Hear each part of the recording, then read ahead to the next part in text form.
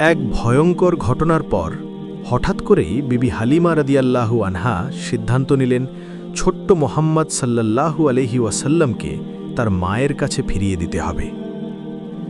সেদিন মরুভূমির বুকে উট চলছিল ধীরে ধীরে, রাতের ঠান্ডা হাওয়া বয়ে যাচ্ছিল।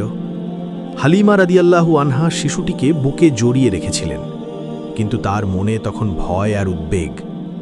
কয়েকদিন আগেই মরুভূমিতে এক অদ্ভুত ঘটনা ঘটেছিল। ছোট্ট মোহাম্মদ খেলছিলেন, হঠাৎ দুই ফেরেশতা এসে তার বুক চিরে ফেললেন, তারপর হৃদয়ে বের করে ধুয়ে পরিশুদ্ধ করে আবার জায়গা মতো রেখে দিলেন। এই দৃশ্য দেখে হালিমা রাদিয়াল্লাহু আনহা ভয়ে কেঁপে উঠলেন। তিনি ভাবলেন, এই শিশুর সাথে হয়তো আরও অনেক অলৌকিক ঘটনা ঘটবে, আমি আর এই দায়িত্ব নিতে পারব না। তাই তিনি ছোট্ট মোহাম্মদকে নিয়ে মক্কার পথে রওনা দিলেন।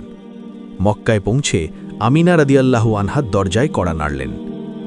দরজা খুলতেই কাঁপা কণ্ঠে হালিমা বললেন, হে আমিনা, আমি তোমার সন্তানকে ফিরিয়ে দিতে এসেছি।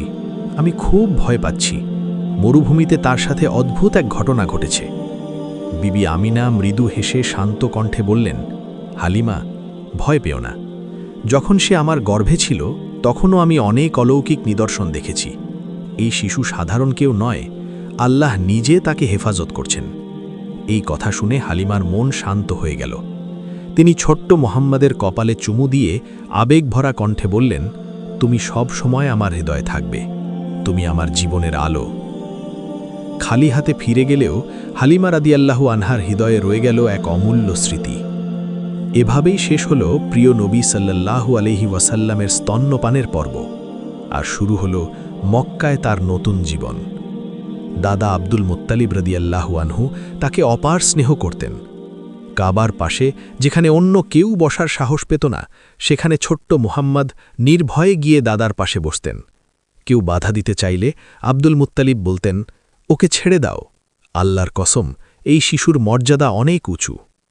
আল্লাহ তার প্রিয় নবীকে ছোটবেলা থেকেই নিজের বিশেষ হেফাজতে রেখেছিলেন। সুবহানাল্লাহ।